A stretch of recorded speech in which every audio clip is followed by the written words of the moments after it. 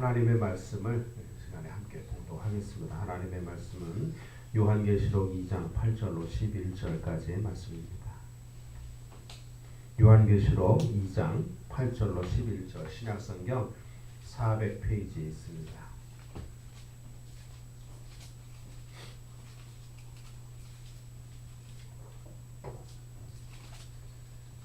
요한계시록 2장 8절로 11절 신약성경 400페이지에 있습니다. 한 절씩 교독하겠습니다. 8절을 제가 먼저 봉독합니다. 서머나 교회의 사자에게 편지하라. 처음이며 마지막이요 죽었다가 살아나신 이가 이르시되 내가 내 원망과 공백을 알거니와 실상한 내가 부유한 자니라. 다시 유대인이라 하는 자들의 비방도 알거니와 실상한 유대인이 아니요 사탄의 아니라. 너는 장차 받을 고난을 두려워하지 말라. 볼지어다 마귀가 장차 너희 가운데서 몇 사람을 옥에 던져 시험을 받게 하리니 너희가 10일 동안 환난을 받으리라. 내가 죽도록 충성하라. 그리하면 내가 생명의 관을 내게 주리라. 귀 있는 자는 성령이 교회들에게 하시는 말씀을 들을지어다. 이기는 자는 둘째 사랑망의 해를 받지 아니하리라. 아멘. 한 주간 더 평안하셨습니까? 옆에 계신 분들과 앞뒤에 계신 분들과 인사 한번 나눠보시죠. 네, 사랑합니다. 반갑습니다. 네, 오늘 외출하신 분들이 있습니다. 우리 새로 등록하신 노준희 집사님은 지금 병원에 입원해 계세요. 저 한양병원에 오남리에 있는 한양병원에 입원해 계시는데요. 기도해 주시기를 부탁을 드리겠고요. 또 우리 한 분은 또 외출 중에 계시고요. 오늘 날씨가 많이 안 좋죠. 바람도 불고 비도 좀 오는데 이런 날은 부침개를 해 먹어야 딱입니다. 기름 잘잘잘잘 흐르는 부침개 해 먹으면 아주 좋을 것 같아요. 저하고 다시 한번 인사 한번 나눠보실까요? 사랑합니다. 사랑합니다. 네, 반갑습니다. 일주일 동안 또 잘 지내셨죠? 우리가 오늘 함께 봉독한 이 요한계시록은 참 어려운 책입니다. 그래서 가능하면 저는 실력도 안 되고 저는 어린 사람이라 요한계시록은 가능하면 좀 피해볼까 하고 생각을 하는데 하나님께서 그러지 말라고 자꾸 얘기를 하셔서 그래서 오늘은 요한계시록에 있는 많은 목사님들이 설교 제목으로 삼는 것을 한번 정해서 한번 이야기를 나눠볼까 하는 생각이 있습니다. 요한계시록을 이해하는 중요한 전제가 네 가지가 있습니다. 다른 성경하고 달리 요한계시록은 상당히 어려운 책이기 때문에 이 전제를 우리가 반드시 이해하고 넘어가야 되는데 첫째는 뭐냐면 요한계시록은 특별히 하나님의 말씀 가운데서 요한계시록은 하나님의 신비한 계시라고 하는 것을 먼저 이해할 필요가 있어요. 다른 말로 말씀드려서 여기서 말하는 계시라고 하는 것은 하나님께서 열어서 보여주시는 것이거든요. 성경 말씀이 다 하나님의 계시예요. 그러나 그 가운데 특별히 요한계시록은 말 그대로 계시록이잖아요. 계시록 하나님이 보여서 열어서 보여주는 것을 기록한 것이거든요. 그렇기 때문에 사람의 생각이나 사람의 이해가 들어가지 아니한 하나님이 필요하다고 여기셔서 이렇게 열어서 보여주신 것, 그것을 기록한 것이에요. 이것을 우리가 일단 이해할 필요가 있습니다. 요한계시록은 하나님이 보여주신 것이구나. 왜냐하면 요한계시록을 읽다 보면 난해하고 어려운 부분이 너무 많기 때문에 이해하지 못하는 부분이 많기 때문에 이거는 요한이 꾸며낸 얘기일 수도 있겠다라는 생각이 들 수도 있습니다. 그런데 그것이 아니라 하나님이 필요하다고 생각하시는 부분을 이렇게 살짝 열어서 보여주신 것이에요. 사람은 하나님이 보여주신 것만 볼 수 있습니다. 보여주신 것만. 사람이 스스로 무언가를 보려고 해서 보여지는 것이 아니라 우리가 보고 이해하는 것은 하나님이 보여주신 것이에요. 그런 의미에서 계시다 이렇게 얘기할 수 있습니다. 두 번째 우리가 이 중요한 전제를 이해해야 되는데 두 번째 거는 뭐냐면 하나님이 계시로 보여주셨지만 한편으로는 이것은 요한이 보고 요한의 입장에서 기록한 것이라는 거예요. 다른 말로 말씀드리면 세상에 있는 모든 사람들은 이해의 정도가 다 다릅니다. 자기가 사용하는 언어의 뉘앙스도 다릅니다. 이해하는 폭도 다릅니다. 그렇기 때문에 하나님께서 똑같은 것을 보여주셔도 받아들이는 사람에 따라서 조금씩 다르게 받아들일 수가 있거든요. 그러니까 이 요한계시록은 뭐냐 하면 하나님이 보여주신 것이지만 한편으로는 요한이 그것을 보고 자기가 이해한 것에 한해서 기록한 것이라는 거예요. 그러니까 요한계시록에서 요한이 받은 계시를 똑같은 것을 이 시간에 하나님이 우리에게 주셔도 그것을 표현하는 그 표현에 있어서는 우리가 다 다르게 표현할 수 있어요. 이를테면 유리바다라고 요한계시록에 요한은 기록을 했어요. 근데 그 유리바다라는 것을 우리가 여러분 생각을 해보세요. 유리바다? 유리처럼 단단한 그런 것들이 바다를 이루고 있다. 이해가 되십니까 그게? 이해가 안 되잖아요. 그러니까 다른 말로 말씀드리면 요한계시록은 하나님이 계시로 보여주신 것이지만 이해하는 사람에 따라서 이해의 폭이 다르다는 것을 우리가 일단 이해하셔야 됩니다. 세 번째로 중요한 전제는 뭐냐면 표현 도구의 제한이라고 하는 것이에요. 이것은 어쩔 수 없어요. 왜냐하면 사람이 표현하는 표현의 양식은 제한적입니다. 왜? 문자로 표현하잖아요. 근데 이 문자라는 것이 우리가 가지고 있는 느낌과 감정과 사실을 100% 표현할 수가 없어요. 100% 표현할 수가 없어요. 그래서 어떤 사람들은 그 대인관계하는 커뮤니케이션 학자들은 그러잖아요. 문자나 말은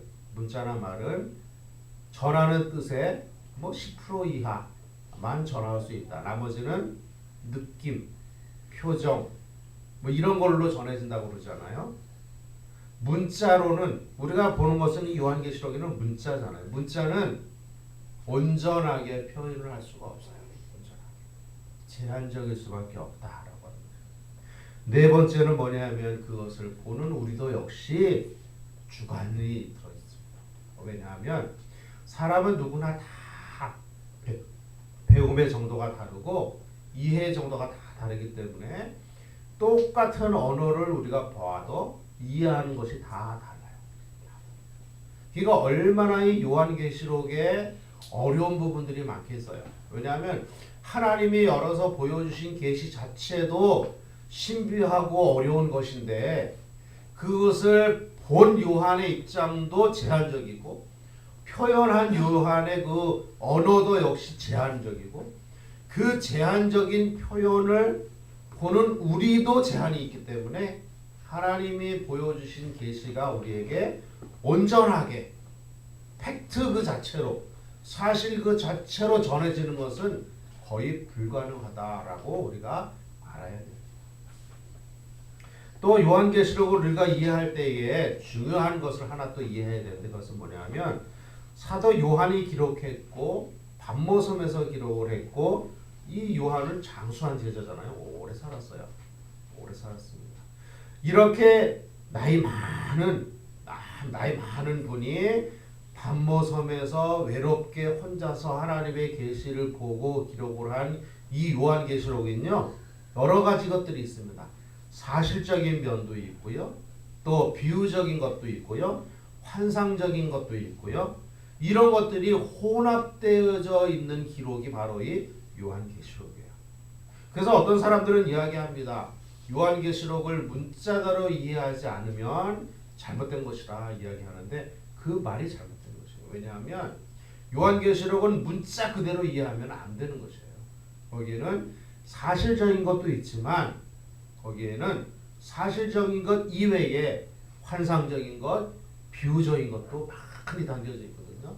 근데 그것을 문자적으로만 이해한다 이렇게 이야기하면 그것은 큰 잘못에 빠지는 거예요. 그래서 이 요한계시록을 볼 때에 문자적이고 사실적인 것을 우리가 좀 구분을 해내야 되고 환상적이고 비유적인 것도 좀 이렇게 구분을 해내고 먼저 이렇게 구별하고 분석할 필요가 우리에게 있습니다. 오늘 우리가 함께 봉독한 이 부분은요, 사실은 사실적인 부분에 많이 치우쳐 있는 것입니다. 물론 여기에도 여러 가지 상징과 비유적인 것들이 들어있긴 하지만, 그러나 우리가 함께 봉독한 이 본문은 사실적인 부분에 더 많이 비중이 들어있는 그런 내용입니다. 오늘 본문에 등장하는 서머나 교회는 터키 지방에 있는 소아시아 7교회 중에 한 교회입니다. 보통 기독교의 성지순례를 가면 이스라엘로 많이 가는데요. 사실은 터키에 더 많은 기독교 성지가 있습니다. 이스라엘에는 예수님이 탄생한 곳과 예수님의 사역한 곳과 그런 것들이 있지만 터키 지방에는 이 소아시아 지방에는요. 초대 교회에 있었던 여러 가지 유적들이 참 많이 있습니다. 특별히 7교회를 가려면 요한계시록에 기록되어 있는 그 당시에 그 중요했던 7교회를 가려면 반드시 터키 지방을 가야 됩니다. 터키의 이 서쪽에 있는 여기에 보면 소아시아 7교회라고 있습니다. 근데 오늘 본문의 내용 중에 나오는 이 서머나 교회는 여기 이제 그림에 있는 것처럼 서쪽에 있는 교회입니다. 서쪽에. 지금은 이 이즈미트라고 하는 그러한 지역으로 이렇게 정해져 있는데요. 이 서머나 교회는 지금 건물이 있습니다. 유일하게 7교회 중에서 건물이 있는 교회가 바로 이 서머나 교회입니다. 그리고 이 서머나 교회는 폴리갑이라고 하는 교부가 순교한 교회입니다. 폴리갑이라고 하는 교부. 예수님의 제자를 사도라고 하고 그 사도의 제자를 속사도라고 이야기합니다. 그리고 그 속사도의 제자들을 교부라고 이야기합니다. 교부. 즉 교회의 아버지라고 하는 뜻이죠. 이 폴리갑이라고 하는 이 지도자는 교부에 속하는, 그래서 예수님의 제자인 사도 요한, 사도 요한, 그리고 사도 요한의 제자, 그리고 사도 요한의 제자의 제자. 그래서 폴리갑은 교부 혹은 어떤 문헌에 보면 속사도로 표현하는 부분도 있습니다.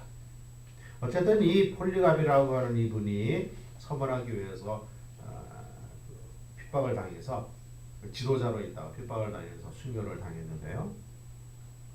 오늘 본문에서 우리가 유추할 수 있는 서머나 교회의 몇 가지 현실을 우리가 알 수가 있습니다. 첫 번째는 뭐냐면 부활 소망이 참 필요한 그런 교회였던 것 같아요. 왜냐하면 극심한 박해 속에 있었거든요. 극심한 박해 속에. 그래서 이들에게는 이 현실에서 오는 이 어려움들을 극복하기 위해서 여기에는 부활이 반드시 필요했어요. 부활이. 그래서 주님 말씀하시기를 8절에 처음이요 마지막이요 죽었다가 살아나신 이가 이르시되, 예수님을 소개할 때 어떻게 소개하느냐 하면 처음이고 마지막이며 죽었다가 살아나신 이라고 표현합니다. 그러니까 서머나 교회가 신앙적으로 매우 어려운 가운데 있었고, 이렇게 어려운 가운데 있었던 서머나 교회에는 반드시 부활에 대한 소망이 필요했다. 그러한 교회였다. 이렇게 이해할 수가 있습니다. 두 번째로 서머나 교회의 현실은 어땠냐면요. 환난 가운데 몹시 궁핍한 교회였어요. 오늘 본문 9절에 보니까 내 환난과 궁핍을 알거니와 실상은 너희가 부요한 자라 이렇게 했어요. 왜 그러냐 하면 여기 이 서머나 교회는 그렇게 가난한 교회가 아니었습니다. 그런데도 불구하고 지속되는 박해 속에서 경제적인 것들이 모두 무너져 내렸어요. 개인적인 재산도 다 뺏기고요. 직업도 뺏기고요. 그래서 이 교회 자체는 굉장히 궁핍한 가운데 있었어요. 굉장히 궁핍한 가운데. 세 번째로 이 서머나 교회의 현실은 어땠냐면요. 굉장히 핍박이 있었던 교회였는데 어떤 핍박이냐면 유대인이 핍박하는 그러한 교회였어요. 이 이방 그러니까 이 터키 지방에 있는 교회였음에도 불구하고 그 지역에는 유대인들이 많이 살고 있었는데 이 유대인들이 이 서머나 교회를 얼마나 많이 핍박을 했는지 믿지 아니하는 이방인보다 더 많이 핍박했던 것을 볼 수가 있습니다. 9절 하반절에 유대인이라 하는 자들이 비방을 했다. 예수 믿는 것에 대해서 비방을 했다. 이렇게 기록을 하고 있습니다. 네 번째로 교회의 현실은 어땠냐면 고난이 곧 엄청난 고난이 곧 다가오는 그러한 현실에 바로 이 서머나 교회가 처해져 있습니다. 10절에 보니까 장차 받을 고난을 두려워하지 말라. 주님이 그렇게 말씀하셨어요. 그러니까 이 서머나 교회는 오늘 본문에서 우리가 이게 잠깐 살펴보면 부활 소망이 너무너무 필요했던 교회였고요. 궁핍한 생활 때문에 성도들이 참 많이 힘들어했던 교회였고요. 유대인들이 시도 때도 없이 오는 하는 그 핍박 때문에 성도들이 아주 곤란한 상황에 빠져있던 교회였어요. 더구나 거기다가 장차 엄청난 고난이 닥쳐올 그러한 교회가 바로 이 서머나 교회였습니다. 사랑하는 성도 여러분, 우리는 혹시 어떻습니까? 우리는 혹시 이런 상황에 혹시 지금 빠져 있지 않습니까? 개인적으로 혹시 그렇지 않습니까? 한국 교회는 어떻습니까? 한국 교회는 이렇지 않습니까? 우리가 우리 자신을 돌아보면 부활 소망이 우리에게 필요합니다. 하나님 나라에 대한 소망이 우리에게 필요합니다. 예수를 믿는다고 하면서도 이 땅에서나 잘 살다 죽지 뭐 굳이 우리가 부활하고 천국을 바라보고 그럴 필요가 뭐가 있겠나? 그것은 아니에요. 이 땅에서도 하나님 주신 복을 누리며 사는 것이 좋지만 그러나 이 땅에서 하나님의 복을 누리고 사는 것은 이 땅에서 살기 위한 것이 아니라 천국을 당겨서 경험하는 것이거든요. 맛보게 하는 것이거든요. 그러니까 진짜로 우리가 행복한 생활은 어디냐? 그것은 천국에서 생활하는 것이죠. 천국에서. 우리가 이 땅에서 사는 동안에 우리의 몸이 죽어서 그 부활해서 하나님 나라에서 영원히 사는 것, 그 그리스도의 부활을 우리가 바라보고 소망해야 될 줄로 믿습니다. 우리의 삶은 어때요? 궁핍하지 않습니까? 영적으로도 궁핍하고 경제로도 궁핍하고 풍요롭진 않잖아요. 하나님의 은혜가 필요합니다. 하나님의 은혜가 필요해요. 성경에 보니까 하나님이여 나에게 내가 두 가지를 하나님께 구하겠는데 하나는 너무 부요해서 하나님이 누구냐? 라고 말할까 두렵고 내가 너무 가난해서 그래서 어쩔 수 없이 도둑질을 해서 하나님의 이름에 먹칠할까봐 두렵습니다. 그러니까 나로 하여금 너무 부유하게도 하지 마시고 그렇다고 너무 가난하게도 하지 마셔서 내가 이러할 양식을 하나님께 받아서 살 수 있도록 하나님 허락하옵소서. 잠언 마지막 장 그렇게 기록을 하고 있어요. 경제적인 어려움은 우리로 하여금 하나님을 믿는 믿음에서 굉장히 어렵게 만듭니다. 사랑하는 성도 여러분들의 가정이 경제적으로 너무 어렵지 않기를. 그래서 우리가 우리의 그 사는 문제 때문에 성도로서의 품위와 성도로서의 그 자격을 자꾸 훼손당하지 않도록 그 은혜가 주 앞에 있기를 주의 이름으로 축복을 합니다. 우리 가운데 혹시 핍박은 없습니까? 여기서 말하는 유대인의 핍박이라고 하는 것은 신앙적인 의심, 신앙적인 의심. 과연 이걸 믿어도 될까? 아이고, 참 와서 기도는 하고 찬송을 하고 예배는 드리는데 내 삶은 변화되는 거 없고 하나님은 눈에 안 보이고 참 믿음이 뭐 어떤가 모르겠다 스스로 생각을 하면서 계속해서 마음으로부터 회의와 갈등이 혹시 있지 않습니까? 서머나 교회도 그랬어요. 유대인들이 계속해서 핍박을 했어요. 무슨 핍박? 비방했다. 비방했다. 야 예수 믿어도 소용없어. 너 지금 사는 꼬라지를 봐라. 예수 믿어도 소용없잖아.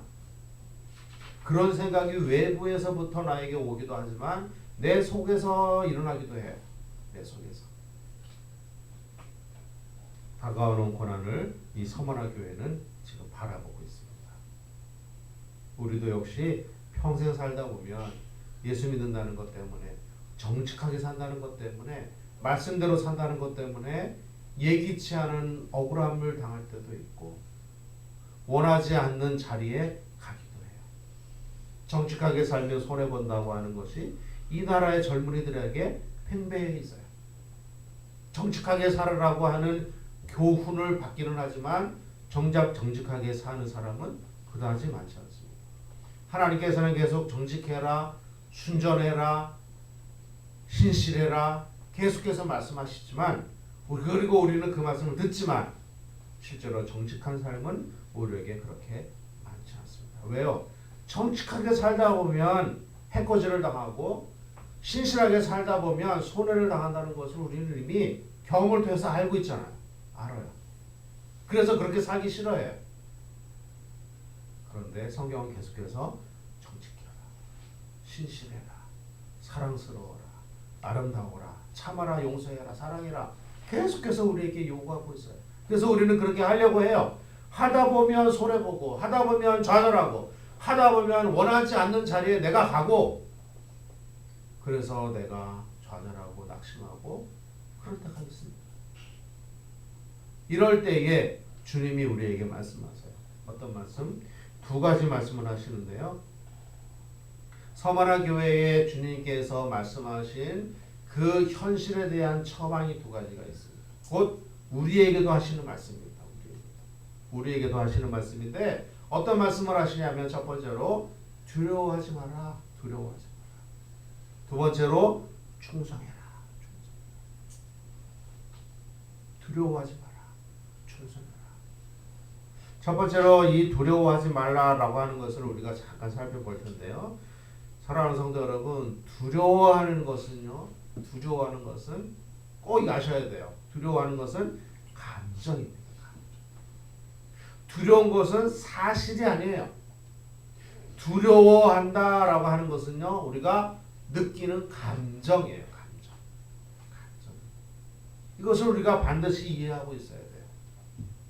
두려워하는 것이 사실이라고 느껴집니다. 사실이라고. 환청을 듣는 사람은요, 실제로 들린다고 그래요. 근데 실제로는 뭐예요? 소리가 없이 안 들린 거예요. 안 들린 건데 내가 느끼기에 들린다라고 느껴진 것뿐이에요. 사실은 들린 것이 아니에요. 그러니까 사실과 감정은 다르다라고 하는 것을 우리가 반드시 이해합니다. 두려움이라고 하는 것은 사실이 아니에요. 그것은 감정입니다. 우리가 느끼는 감정이라는 것이에요. 그런데 이 감정에 대해서 우리가 잠깐 살펴보면 뭐냐면 감정은 사실을 왜곡합니다. 사실을 왜곡해요. 그래서 우스운 말로 결혼하기 위해서는 뭐가 되어야 된다고요? 눈에 콩깍지가 씌어야 된다는 거예요. 콩깍지. 다른 말로 말씀드려서 상대방에 대해서 사실을 파악하기 전에 이미 감정적으로 통하면 결혼을 할 수가 있습니다. 용감하게 결혼할 수가 있어요. 그런데 사실을 다 분석을 하고 나면 결혼할 때 망설이게 된다고 그러잖아요. 무슨 말씀을 드리고 싶은 것이냐면 두려움, 감정이라고 하는 것은 사실을 왜곡시키는 성향이 있어요. 사실을 왜곡시키는. 두 번째로 이 감정이라고 하는 것은 상대방을 엄청나게 커 보이게 합니다. 엄청나게 커 보이게. 상대방이 엄청나게 커 보이니까 나는 어때요? 나는 작아지. 두려움이라고 하는 것은 상대방을 엄청나게 크게 해요. 크게 보이게 합니다. 사실은 크지 않아요. 사실은 크지 않은데 크게 보이게 합니다. 상대방이 크니까 나는 작아질 수밖에 없죠. 두려움은 그렇습니다. 그리고 두려움은 도망가게 해요. 싸우지 못합니다. 두려움은 내 마음속에 나를 작게 만들어서 도망갈 수밖에 없도록 나를 만들어줍니다. 그리고 두려움은 자신이 없게 합니다. 자신감을 상실하게 합니다. 성경에 그러한 예가 종종 있습니다. 성경에 이런 예가 있는데 그것이 뭐냐면 민수기 13장 31절과 33절에 보니까 10명의 정탐꾼의 이야기가 나와요. 제가 잠깐 읽어보면 이렇습니다. 그와 함께 올라갔던 사람들은 이르되 우리는 능히 올라가서 그 백성을 치지 못하리라. 그들은 우리보다 강하니 그들이 악평하여 이르되 우리가 두루 다니며 정탐한 땅은 그 거주민을 삼키는 땅이요 거기서 본 모든 백성은 심장이 장대하며 거기서 네피림의 후손인 아닥 자손의 거인들을 보았더니 우리는 스스로 보기에도 메뚜기 같으니 그들이 보기에도 그와 같을 것이다. 상대방이 거인으로 보인 거예요. 거인. 엄청난 거인, 자이언트로 보인 곳이에요. 화면에 자기는 뭐예요? 메뚜기 같다. 이렇게 얘기했어요. 모세가 이스라엘 백성들을 데리고 광야로 와서 지금 가나안을 건너기 직전에 있습니다. 가나안을 들어가기 위해서 요단강을 건너기 직전에 있는데 그래서 이 모세가 각 지파에서 한 명씩 뽑아서 12명을 가나안의 정탐꾼으로 보냈어요. 여기서 여호수아와 갈렙을 비롯한 12명이 건너갔습니다. 여러 날을 그 가나안을 정탐하라고 돌아왔어요. 근데 이 10명의 보고가 바로 이것입니다. 내가 가서 보니까 그 나라의 사람들은 얼마나 큰지 모르겠다. 우리가 보기에 우리는 메뚜기처럼 작은데 그 사람들도 당연히 우리를 그렇게 보지 않겠느냐? 그래서 그 보고를 들은 이스라엘 백성들은 어떻게 했는지 아세요? 온 회중이 소리를 높여 부르짖으며 백성이 밤새도록 통곡하였더라. 이스라엘 자신이 모세와 아론을 원망하여 온 회중이 그들에게 이르되 우리가 애굽 땅에서 죽었거나 그 광야에서 죽었다면 좋았을 것을 어찌하여 여호와가 우리를 그 땅에 인도하여, 그 땅이라는 건 가나안 땅이에요. 가나안 땅에 인도하여 칼에 쓰러지게 하려는가? 우리 처자가 사로잡히리니 애굽으로 돌아가는 것이 낫겠다.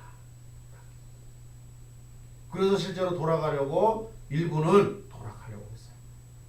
모세와 아론은 그 백성들 앞에서 엎드려져 있습니다. 그런데 보세요.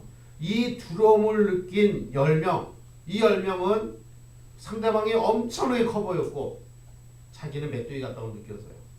그러나 여호수아와 갈렙은 이렇게 이야기했어요. 똑같은 것을 봤어요. 똑같은 것을 봤는데 이렇게 얘기해요.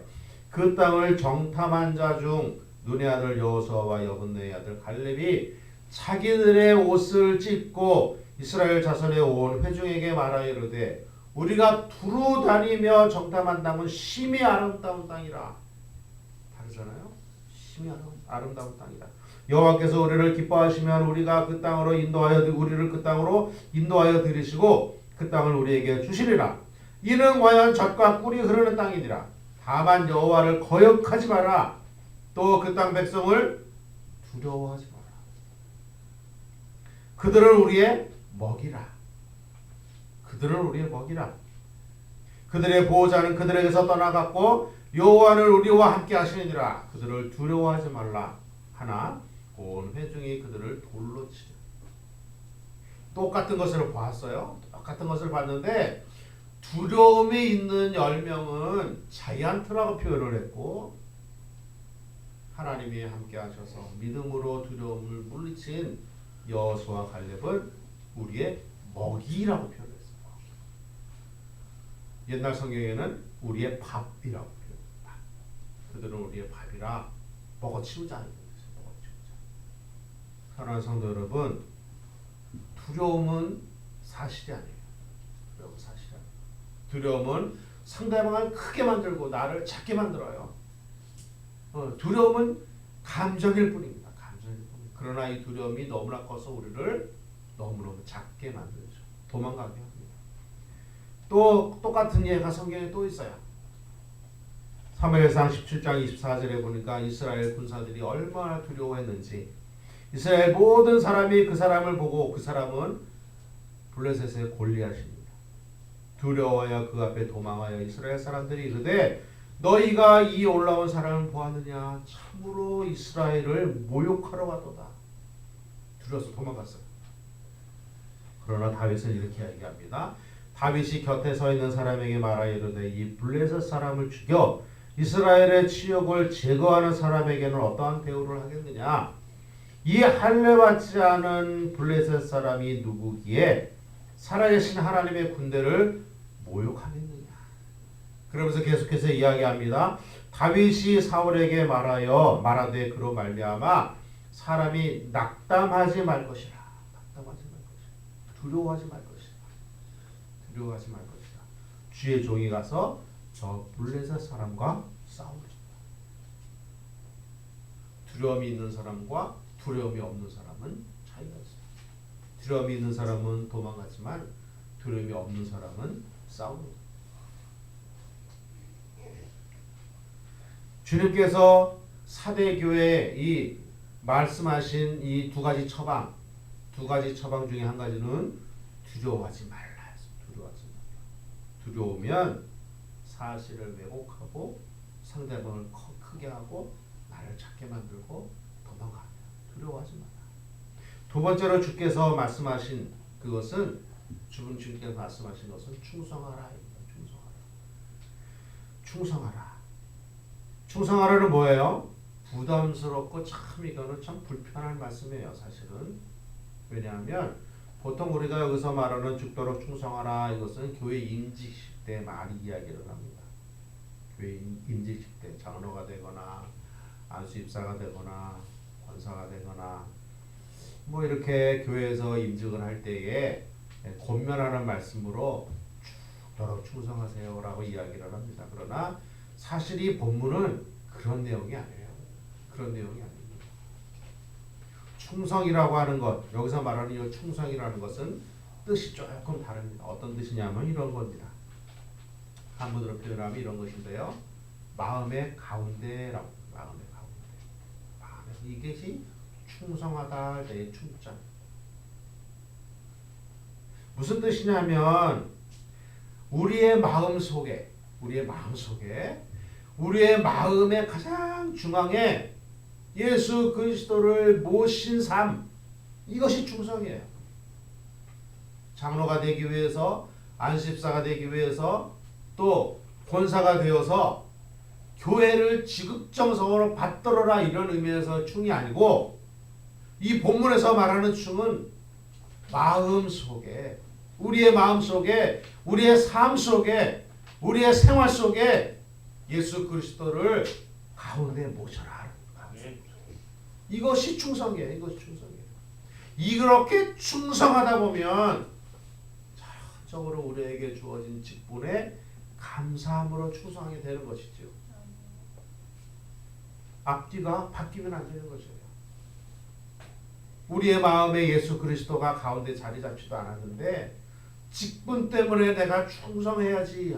이거 얼마나 힘들겠어요. 고통도 그런 고통이 없어요. 마음에 기쁨이 없는데 기뻐해야 되고, 드리고 싶지는 않은데 드려야 되고, 사랑한다고는 한 말을 하면서도 속으로는 실제로 사랑하지 않는, 이 얼마나 위선적이고 얼마나 어려운 일이겠어요. 충성한다라고 말할 때 이 충성은 직분에 충성하기 전에 그 마음속에, 삶 속에, 마음의 한가운데에 예수 그리스도를 모시고 그분의 말씀에 순종하며 살아가는 것, 이것이 충성하다의 가장 기본적인 뜻입니다. 사랑하는 성도 여러분, 주님이 지금 이 교회에 말합니다. 교회 어떤 말을 해요? 충성하라. 충성하라. 교회에 있는 구성원들에게 너 장로니까 장로의 일에 열심히 해라, 이런 뜻이 아니고, 권사니까 너 열심히 권사의 일에 열심히 해라, 이런 뜻이 아니에요. 주님이 말씀하신 것은 내 마음속에 내가 있니? 내가 있니? 너의 삶 속에 내가 있니? 너의 생활 속에 내가 우선이니? 물어보시는 거예요. 충성하라. 무엇을 하든지 어떤 생각을 하든지 네 생각과 너의 결정 이전에 내가 너의 마음속에 있어서 너는 내 말에 순종하고 있니? 주님이 말씀하시는 충성하라 라고 하는 뜻은 그런 뜻입니다. 처음 사랑을 회복하라 라고 하는 말과 같은 말입니다. 사랑하는 성도 여러분, 충성은 감정 너머에 있는 겁니다. 감정은 사실이 아니에요. 감정을 우리가 느끼는 것이에요. 충성이라고 하는 것은 감정 넘어서 우리의 마음속에 예수 그리스도를 모신 것, 우리의 마음 중심에, 마음의 한쪽 구석에 있는 것이 아니라 마음 중심에 예수 그리스도를 모시고 있는 상태, 이 상태가 바로 충성의 상태입니다. 이것이 충성의 상태예요. 충성은 감정 넘어서 하나님으로부터 받는 지혜의 계시에 근거합니다. 하나님이 주시는 계시에 근거해요. 그래서 감정은 판단을 흐리게 하지만 계시의 말씀인 성경, 하나님, 예수 그리스도가 우리 마음속에 있으면 사실을 보게 합니다. 사실을 보게. 이것이 믿음의 눈을 뜨게 하는 것이에요. 그래서 다가올 환난 너머에 있는 승리하게 하시는 하나님을 볼 수 있고, 나에게 오는 어려움 너머에 있는 축복을 손에 들고 계시는 주님을 바라볼 수 있죠. 스데반이 돌로 맞아서 죽어가는 상황 속에서도 눈을 들어 하늘을 보니 하나님 보좌 우편에 예수님께서 서 계신 것을 스데반이 바라보잖아요. 그것을 보면서 하는 말이, 주님께서 서 계시다, 지금 나를 보고 계시다. 사람들은 그 얘기를 듣고 소리를 질렀어요. 그러나 스데반은 볼 수 있다는 것이죠. 어떻게 볼 수 있어요? 계시의 근거에서 충성하니까. 그 마음속에 그리스도가 중심에 자리 잡고 있어서 믿음으로 나아가니까 감정 너머에 있는 것, 감정 너머에 있는 사실이 보이게 되는 거죠. 사실이라는 건 무엇이에요? 우리의 눈에 보이는 것이 아니에요. 우리의 눈에 보이는 것이 사실이 아니라 우리의 눈에 보이는 것 너머에 있는 것이 사실이에요. 너머에 있는 것. 사람들은 하늘을 보고 이야기합니다. 참 멋있다라고 얘기해요. 멋있다. 감정. 그러나 그 하늘을 보면서 저 하늘을 만드신 하나님을 볼 수 있게 되는 것. 이 사실입니다. 감정을 넘어서 보는 것. 이것이 믿음인데, 그것은 어떻게 근거하느냐? 그것은 충성한 상태에 있을 때 비로소 그것이 보이게 됩니다. 우리의 마음속에 예수 그리스도가 있을 때에 있는 그 상태, 나의 생각과 나의 주관대로 하는 것이 아니라 예수 그리스도의 말씀대로 우리가 순종하며 살아가는 그때 비로소 우리가 하나님의 말씀에 근거해서 충성하는 상태에서 사실을 보게 되는 것입니다. 사랑하는 성도 여러분, 사도 요한의 제자인 폴리갑이라고 하는 사람, 우리가 아까도 잠깐 언급했습니다. 그 사람은 그 교회의 사대교회의 지도자였는데요. 그런데 이 폴리갑이라고 하는 이 속사도 이 교부는요, 순교를 할 때 이렇게 했어요. 극심한 순교가 올 때에 처음에는 사자밥이 되게 하려고 했어요. 그럴 때에 이 폴리갑이 이렇게 이야기했다 그래요. 사자야 어서 오너라. 담대하게 나갔다 그래요. 그러니까는 그거를 보고 이제 황제가 그랬다고 그러죠. 이미 검투사들이 이미 싸움을 다 끝냈고 그러니까 사자밥으로 하기에는 조금 그렇고 그래서 그럼 불에 태워서 화형을 시켜라. 그래서 화형을 시키라고 다 이렇게 십자가에 해놓고 매놓고 이제 불을 질렀어요. 그런데 그 기록한 사람에 의하면 불에 붙질 않았다고 합니다. 그래가지고 옆에 있던 군사가 창으로 찔렀다고 해요. 창으로 찌르니까 피와 물이 흘러가지고 그 불을 껐다 그럽니다. 그러니까 더 많은 장작을 쌓아놓고 창을 찔러서 죽인 다음에 불을 껐다고 합니다. 근데 그 전에 그 사형집행관이 이야기를 했다 그래요. 너 예수를 부인하면 또 용서하겠다. 나이가 많은데 너 굳이 이럴 필요 있느냐? 그럴 때 폴리갑이 이렇게 얘기했다 그래. 내가 86년 동안 주님은 나를 한 번도 모른다고 하지 않으셨다. 주님은 한 번도 나를 부당하게 대우하지 않으셨다. 근데 내가 어찌 주님을 모른다고 할 수 있겠냐. 오히려 내가 순교의 자리에 오게 된 것이 감사하다. 이렇게 얘기했다. 사랑하는 성도 여러분, 충성하는 것이 이런 거 아니겠어요? 우리 시대에 이런 일은 없어요. 우리 시대에 이런 일은 없기 때문에 우리 너무 걱정할 필요는 사실은 없습니다. 그럼에도 불구하고 우리가 사실은 두려워합니다. 사는 것이 두렵고요. 내일이 두렵고요. 열악한 우리 욕심이 두렵습니다. 두려워요. 주님 말씀하시죠? 두려워하지 말라. 두려워하지 말라. 두려워하지 말라. 너의 두려움과 너의 걱정과 근심을 나에게 다 맡겨라. 맡겨라. 그리고 말씀하십니다. 죽도록 충성하라. 어떤 직에 충성하는 것이 아니라 예수 그리스도께 충성하라. 예수 그리스도를 너희 마음에 모시고 그분의 말씀대로 사는 삶이 충성이다. 그것이 충성의 상태이다. 상태이다. 그러니까 이 충성이라고 하는 것은 어떤 일을 하는 것이 아니라 상태입니다. 어떤 상태?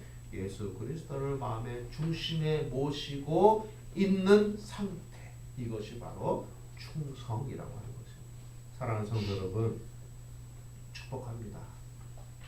우리의 상황이 어떨지라도, 우리의 상황이 남들이 보기에는 어떨지 몰라도 우리가 생각할 때는 참 어려운 상황에 각자 개인들이 있잖아요. 그럴 때에 두려움이 와요.